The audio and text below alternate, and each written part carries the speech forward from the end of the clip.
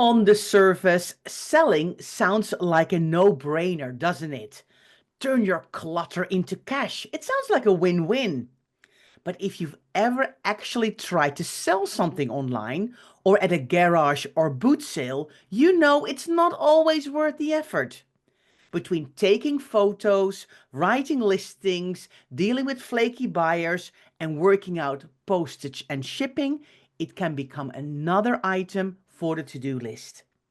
In this episode, we're diving into the pros and cons of selling your stuff after decluttering.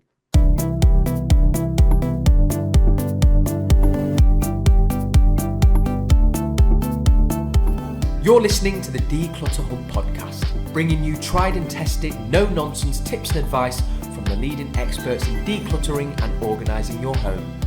Now here are your hosts, Ingrid Jansen and Leslie Spellman.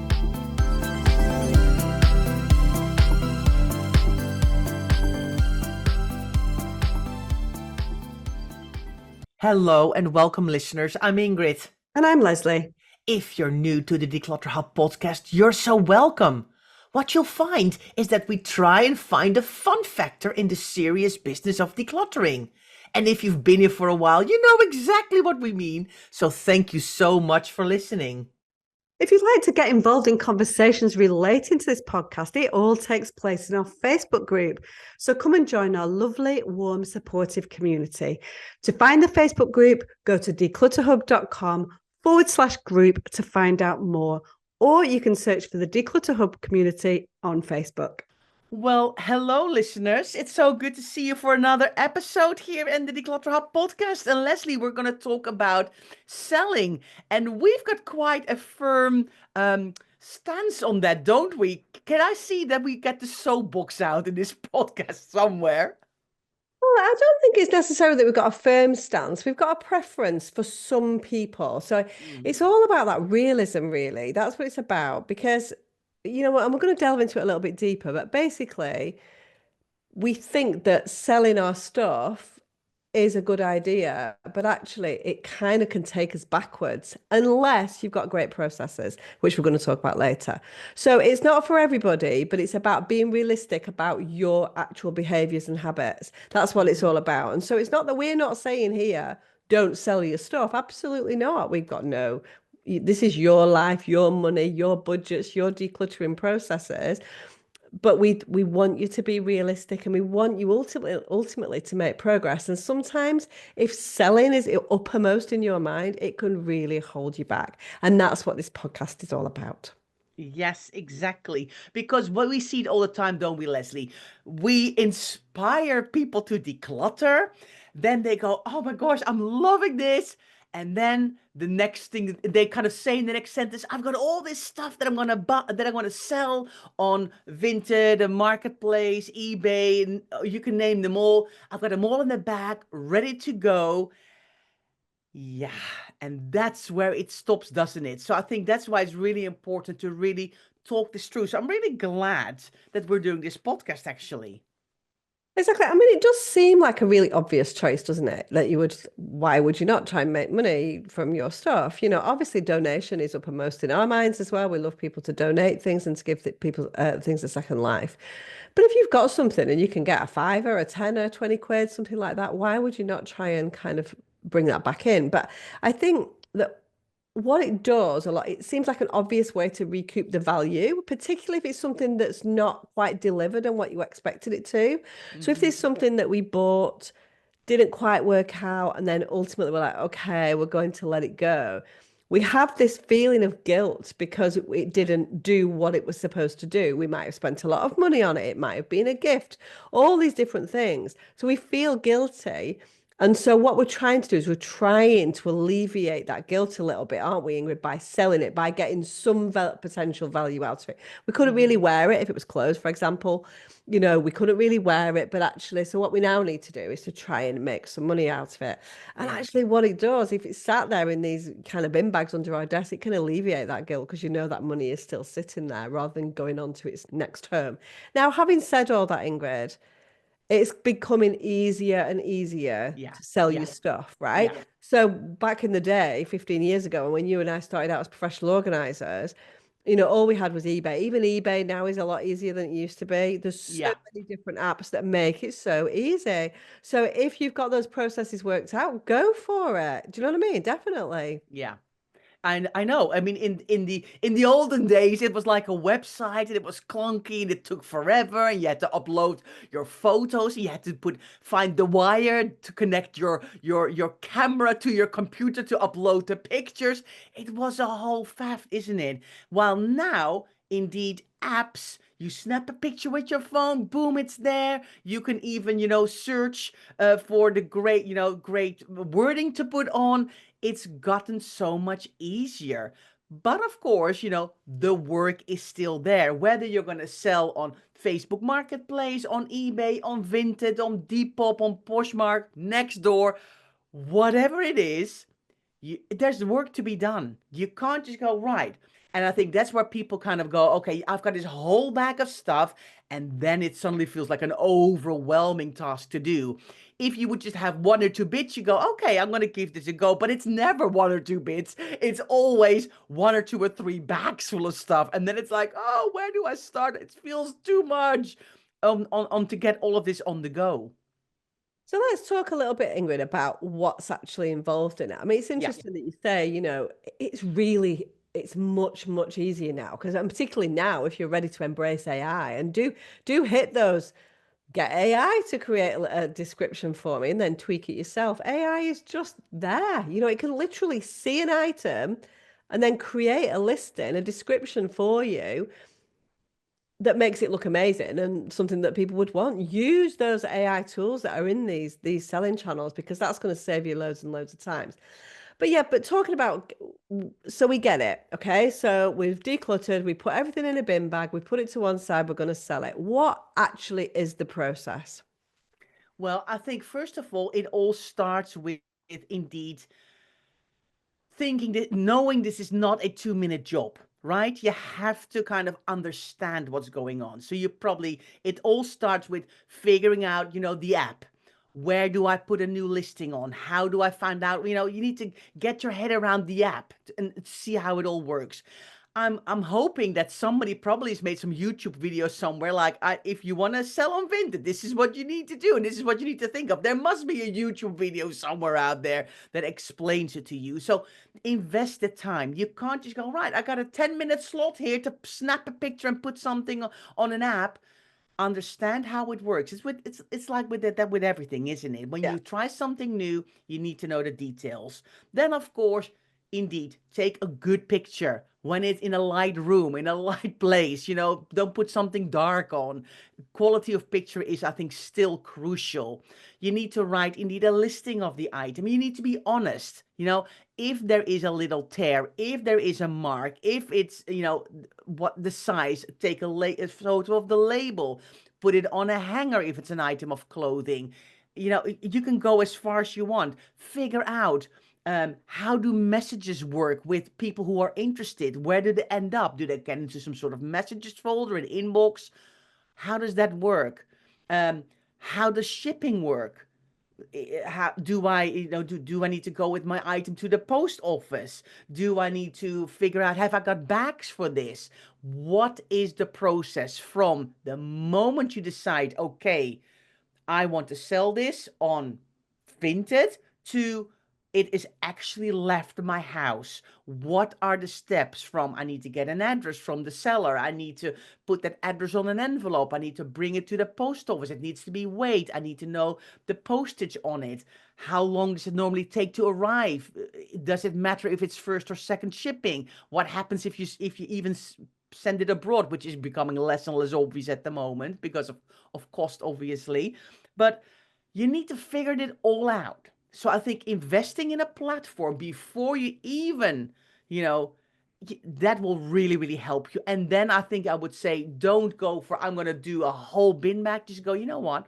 Let me just do 2 or 3 items just to see if I can get the hang of this. Because, of course, the more often you do this, the easier it gets, right? The first, second, and third time will take you forever because you're figuring it out as you go along.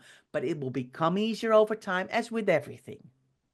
I think it's, it's all in the preparation, as you're saying, Ingrid. But Yeah. even before you get to that stage, You've got to think about where are you going to do this? You know, like, have I got a designated room that I can leave all this stuff out in? Am I going to wear the clothes? Really important. I think the ones that you wear sell better than the ones that are on a hanger. Have I got a mannequin? Is my stuff ironed or is it all creased because it's been put in a bin bag? Have I got a light room? You know, all of those things are really, really important. And I think, you know, one of the things that I saw yesterday, because I do, obviously, we follow lots of people and influencers and stuff in this field, really, of decluttering. And one of the things was like, don't, if you are going to list, I don't know, 20 things in one day, don't put them all on at the same time because the algorithm of Vinted then apparently is going to prefer it if you drip feed those like a couple of items at a time, because it's going to push and see that you're putting a new item on, it'll push you to the top. I don't know whether this is true or not. But as well as everything else, we've got the algorithms to worry about to make sure that our stuff is seen, right? So Yeah. this is not straightforward. It's not for the faint-hearted, and it will take a long time to go through that process. But if you get it nailed, as Ingrid says, and if you get your processes worked out and you've done all your preparation and you dedicate the time to it, then I'm sure it can be very, very worthwhile. But I think from where we are, and we make no bones about it, you know, we've already said this, we prefer generally for people not to worry too much about selling if that's a possibility. If that's a Mhm. possibility. Really, really important to say that. Because it's just another item on the to-do list, isn't it, Ingrid? Like, Yeah. so the decluttering is hard enough. We've got, you know, mental fatigue, we've got decision fatigue, and then we're going to go back again into the same item and start to work with it again. You know, so we worked with Yeah. it in terms of getting it physically out of the wardrobe. We've worked with it in terms of making a decision whether it's going to stay or go and where it's going to go to. Then we put it in a bin bag. It's still in our house, not decluttered at this point in time. Then we bring that same item out again, gives us an opportunity to rethink the decisions that we made for the right reasons on the day that we were decluttering there and think, oh, actually, maybe I don't want to sell that. And back in the wardrobe it goes. You know, there's all of these things that come into play that we really need to think about, little barriers along the way that are going to stop us from getting to what we Mhm. wanted. Ultimately, we are here to declutter our homes of stuff. Yeah. That is our primary objective here. And that's what needs to remain the primary objective if you can, you know, if you can and just go, I've made the decision, the stuff is going into a bin bag, it goes off to the charity shop. Job done, you'll never think about it again. If you're constantly churning this stuff, bringing it out, it's another burden. Your stuff is still burdensome to you. That's the problem. And that's why we find it can have such a negative effect. Honestly, Yeah. one of the biggest kind of breakthroughs that people in our world make is letting go of the idea of selling, isn't it, Ingrid? You know, once Yeah. people let that concept and that thought process go, it's very freeing, very Yeah. freeing. So I Yeah. think really think about the emotional burden and the fact that you're continually having to look at this one item to make decisions as it goes down its little path from being in your wardrobe to being in somebody else's home. So Yeah. really, really important. Yeah, I think you mentioned something really important there, Leslie. I think that's mainly the churning because we see it all the time, don't we? We see the bin bags in the hallway. I haven't really gotten as far as putting it in my car and bringing it to the donation. And now I can't remember what it was that I was going to do with it. We see the bags in the bottom of wardrobes with the clothes that are now completely crumpled up. Yeah, I was gonna sell this, but I haven't gotten around to it. And then we ask, of course, the neutral question, okay, how long has it been in your wardrobe? And then the honest truth comes out and it's like, yeah, it's been there for 4 years, you know? So all this time it's been sitting there deteriorating, another mental job on your to-do list. Like you said, it's not left the house, it's just been churned now from your wardrobe into a bag. Nothing is left. And the mental burden is still there. While if you make donation part of your exit plan, part of your cycle of success that we've spoken about before, and it actually leaves, you can go, right, okay. And then the job feels finished, it's gone. And then, honestly, I don't even remember over the years the things. That doesn't mean donation. I want to put a disclaimer here. It's not always perfect. You might remember a couple of bits you've donated and you now regret it, but nobody says that life is perfect, right? You can't wait for to do everything perfectly, but 99.9% of the stuff you'll never remember. And I think that's really important. But when it sits in a bag in the bottom of your wardrobe or somewhere in your house, you see it every time going, oh yeah, still got to do that. Still haven't gotten around to it. Oh gosh, yeah. When I'm gonna find the time to figure it all out? And I think that's that mental burden that honestly that can be much bigger than people think in advance. Absolutely. So, Ingrid, let's pop to a break and then let's come back and talk about more pros and cons of selling. Hi, everyone. Welcome back to this podcast, which is all about the upsides and downsides of selling. So, which way are you swinging at the moment? Which way are you thinking, yeah, maybe I need to change my thinking a little bit on this? Or maybe you're like, well, Ingrid and Leslie, you've not convinced me just yet. Keep listening because we're going to dive into some more into this whole conundrum, right, Leslie? Yeah, and it definitely is a conundrum. I think some of the other things that, because we've been around this industry for a long time, and so this is something that we've seen many, many times, and people have good experiences of this and bad experiences of it. I think there's sort of strangers, particularly if you are selling something and somebody's coming to pick it up, you've got issues there sometimes, but personal safety without getting too deep on things. So we need to be careful. And there's a lot of scammers out there as well, as right. So as soon as you put something in onto the internet, there's the possibility of scams. Hopefully that doesn't happen too often, but it is something to think about. I think, more than anything else, Ingrid, I think the most important thing for us, and this is where we really sit behind, you're decluttering your home to allow you more freedom, more time, more space, less stress. That's the whole purpose of decluttering.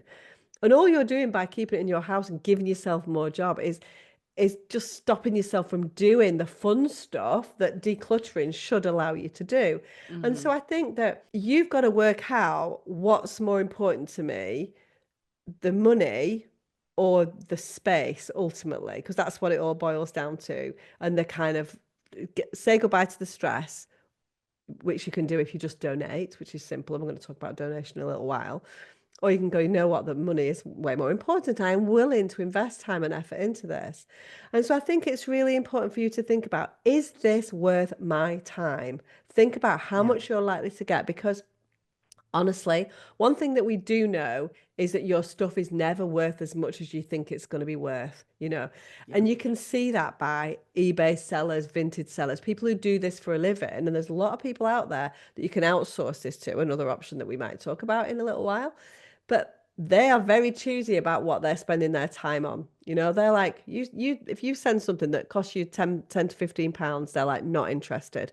Designer, top end high street is all they're going to be interested in, because the effort is not worth it to get 99p for something. You Yeah. can bundle some stuff together, but again, bundling stuff together sounds easy, but you've really got to think it through, got to get all the sizes right. You've got to be a bit of a pro for that kind of thing. And so you've really got to think that through. Is this worth your time? Yeah. And 9 times out of 10, for most people we come across, they're like, it's just not worth it. I've literally Yeah. spent a day and I had a load of hassle, a load of emails to do. I've been to the post office 3 times and I made 14 quid. Yeah. You know what I mean? And so Yeah. that's what it is. It's about opportunity cost, isn't it? Like, Yeah. what could you be doing instead of Yeah. selling? Yeah. Yeah. I think that's a really valid point, Leslie, because it sounds fantastic, right? Oh, that top was, I don't know, £35. I might get a fiver or a tenner for it. We always think we get more for it than we actually get for it. So we get enthusiastic about it. Then with the haggling back and forward, and you have to put the price down after a while because nobody's buying it. So it suddenly becomes something negative. So the positive feeling that you had from, oh my gosh, I'm feeling so good. I'm streamlining my wardrobe. I can find everything again. And feeling really on top of it, like, yeah, this is amazing. I love this decluttering. Now it's like, wow, I wanted to have £10 for this top, and now they're even haggling me down to five. And for all the work that I've done for it, and it's turned into something negative. So you've done a bunch of work in the end for a fiver. And that I think can be a bit deflating, can't it? Because then you're like, but wow, was that hour's work, was that worth my £5? And some people, they're super quick and they're handy and they can do a if that's you, fantastic. But if you suddenly like, but I'm already time poor, I struggle to get all of the things done. The whole idea of this decluttering that I would create more space and more time and more energy, and now I'm feeling down about it. So the whole idea about it is now gone out of the window, which of course is such a shame. Do you know what? It's really interesting, Ingrid. I mean, you and I both run one-to-one businesses. I've got the Clutter Fairy in the northwest of England. Ingrid's got Organise Your House down in the southeast. And I'm sure, Ingrid, you're the same as I am. At the beginning of our businesses, back in the day, people would ask us to sell for them, Yeah. and we would do that, and we would dabble in that and look at the possibilities. So I went through various kind of reincarnations where I did a little bit myself. Then I was like, this is too much like hard work. I can make more money, but ultimately I'm running a business, going out there and decluttering for people rather than sitting and getting pounds and pennies on eBay for people. But more importantly, what I was seeing was that it was creating this negative effect. So we'd gone in as the Clutter Fairy, done this fantastic job for somebody. Somebody was absolutely delighted. And then they go, here you go. And do you want to sell the stuff as like an added benefit? And so we take the stuff away, and then the stuff that they thought they were going to get £200 for, they get £22 for. And then they're like, oh. And it had an impact on our business because, as you say, it turned something that was wholly positive into something with a slight negativity. So we Yeah. stopped selling for people a long, long time ago. We do the Yeah. odd thing, but again, only when it's really sort of high end, when we absolutely see the value in that, but not like tons and tons of stuff, like an odd thing. And we'll always try and find outlets. We do use eBay sellers within the business that we outsource to because they are professionals and we are not. Do you know what I mean? In Yeah. terms of selling stuff, you need to understand algorithms and listings and spreadsheets and all that kind of stuff because it's a lot of work. And so, yeah, so it's interesting how that works from a professional perspective as well. But it's something that we very quickly kind of gave up on.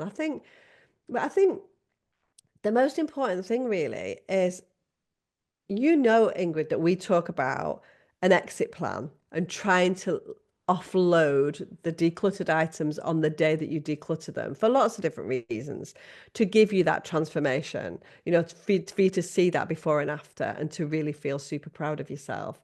And so, but if it's just sitting there in a bin bag in your hallway, under your desk, at the bottom of your wardrobe, then you've not got that emotional freedom, have you?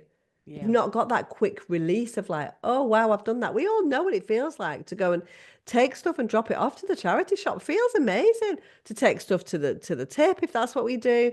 It feels really good, doesn't it, to be letting go. The process of letting go is such a powerful one with decluttering. And if you just move it, which ultimately is when you're selling is all that you're doing, then you just don't get that hit, do you? Yeah, yeah, I think that's really true. And yes, Leslie, you mentioned eBay sellers. Yes, there are people out there who can help you. So if you do have lots of high-end stuff, if you've got lots of kind of things that you think, okay, this is actually, or if you have to recoup some of the money that is spent on these expensive items, there is help out there. eBay sellers, vintage sellers. Maybe you can ask, one of your neighbor kids that is, maybe really quick and handy with apps to help you figure it all out. If it's something that you think, oh, that might be, maybe using the app is the one that's going to struggle. The rest I'm all good with, going to the post office and writing it on an envelope. But the app is the problem. Ask for help. See if you can outsource some of these bits. But indeed, of course, the letting go. If you've now realized listening, oh, actually this selling is something that I have to really rethink. I'm going to go down the donation route. There are so many places things can go. Indeed, the charity shop, a Goodwill. You can ask families and friends without, the expectation that they use it and the freedom for them to say no if they don't want it. You can put it on a giveaway app on FreeCycle, Freegal, Olio. Check your local Facebook marketplace and list it for free. So You'll still have some. I mean, the easiest way is to bag it up, drive to your local Goodwill or charity and go, I've been doing some decluttering. Here you go. All the other ways are more work and more cumbersome. But some things you might think, oh, actually, the charity shop won't want that.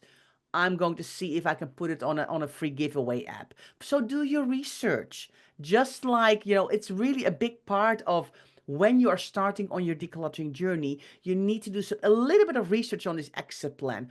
Go to your local Goodwill and your charity shop and ask them, what stuff do you like? What stuff don't you want?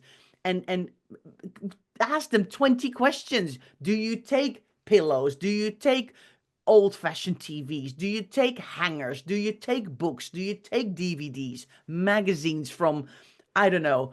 How about clothes that have a tear or a hole? How about socks and underwear that's been worn and washed many times? Towels that have, a stain on them. Ask all these questions, because if you know the answers, you'll make it easier for yourself, and that will benefit you completely in what you're going to do in the future.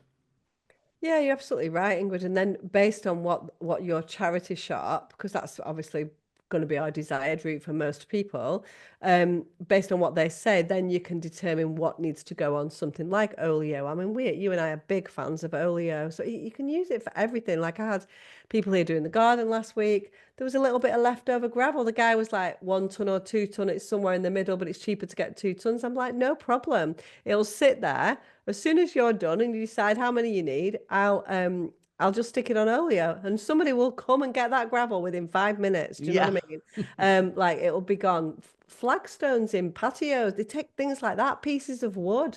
I gave away a load of plastic wallets because I'm not doing as much clutter fairy work at the moment. I had a load of stuff that I had for clients and stuff like that. I could have waited and given it to my clutter fairies in July when we've got a summer party at my house. But I'm like, I want it gone. So Yeah. I'm just going to put it on Olio. No one's going to take that at the charity shop, a load of plastic wallets. They're going to be like, how do I sell that? How do I Yeah. bundle that up and sell it? Somebody will have it on, oh yeah, this guy came as happy as Larry. Do you know what I mean? A plastic plant that I had that I didn't like anymore. Like I could have taken that to the charity shop, but it's a bit cumbersome for me to carry to the charity shop. What, it's a bit big, won't fit in the car. I'm like, put it on earlier. Somebody just pops round half an hour later, dead polite. Everyone's, and it's a lovely community. You Yeah. feel like you're working within the community to give something back. And Yeah. so, Yeah. it's a really lovely thing. So if that's something, and we do believe, we don't know, and that it is available. So we don't know about all countries, but somebody has told us that Olio as a thing is available in the US. We're not quite sure where. So do look that up and see whether that is where you are if you're in the United States. And let us know as well, because we'd love to know whether Olio is a thing in your country as well. Yeah. We look at it all the time because we're big advocates of it.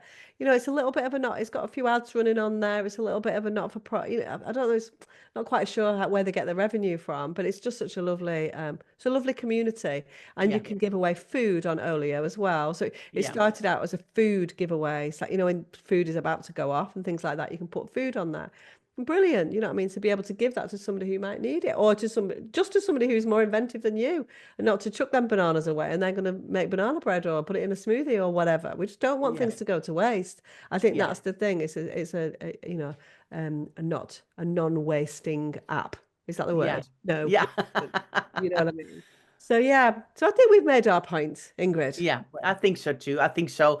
We definitely lean towards donation for all the right reasons. But if you are dab hand at doing tech and using apps, and you need to recoup some of your investment, by all means, give this selling a go. But make sure you think it through before you kind of crack on and put tons of stuff on there and then figure out, oh wow, this is a little bit more work than I thought it was going to be. I've underestimated this, and then you actually create more problems for yourself, and that's what we don't want. Actually, decluttering, the whole idea is that you make it easier for yourself and not harder. So yes, listeners, I would love to know from you, what are you going to do with that bag of stuff? Can you find a couple of items that you've been meaning to sell for ages and you now think, okay, girls, you've made your point. I'm going to donate them. That is my call to action to you. I would love, and let us know. Are you going to listen to our advice, or are you like, wow, I don't even know what you're talking about. Selling is like the best thing ever.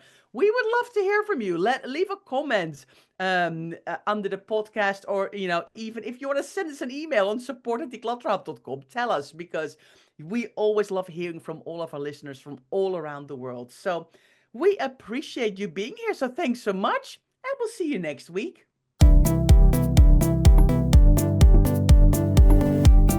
Thanks so much for listening to the Declutter Hub podcast. Don't forget to subscribe to us in your podcast player so you don't miss an episode, and we'll see you next week.